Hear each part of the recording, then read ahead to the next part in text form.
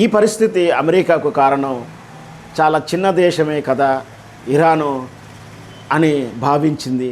Iran నేను దెబ్బకొట్టగలుగుతాను, చుట్టూ Iran శత్రువులే ఉన్నారు, నేను బలమైనటువంటి శక్తిని, నేను ఇరాన్ని ఏమైనా చేయగలని చెప్పేసి భావించి, కానీ ప్రపంచానికి మొత్తం ఇరాను క్రూరమైనటువంటి దేశం, దీంట్లో అణువాయుధాలు ఉన్నాయి, ఇక్కడ కెమికల్స్ ఉన్నాయి, కెమికల్ ఆయుధాలు ఉన్నాయని చెప్పి విషప్రచారం చేసి ఇరాన్ మీద యుద్ధం ప్రకటించింది.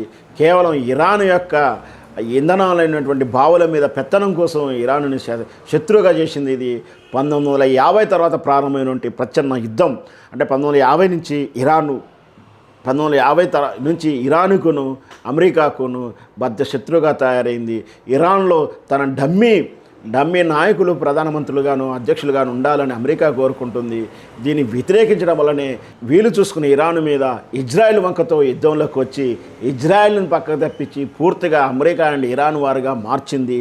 కేవలం అనాలోచితమైనటువంటి ట్రంప్ నిర్ణయం వల్లే మళ్ళొక్కసారి గతంలో చేసిన అమెరికా యుద్ధాలు, ఆఫ్ఘనిస్తాన్లో ఏ విధంగా అయితే యుద్ధాన్ని వైఫల్యం చెందిందో, ఆఫ్ఘనిస్తాన్లో ఏ విధంగా అయితే దుర్వినియోగం చేసిందో, విఫలమైందో, అలాగే ఇక్కడ కూడా మళ్ళీ ఇరాన్లో కూడా అలాంటి చర్య జరగబోతుందనేది విశ్లేషకుల అభిప్రాయం.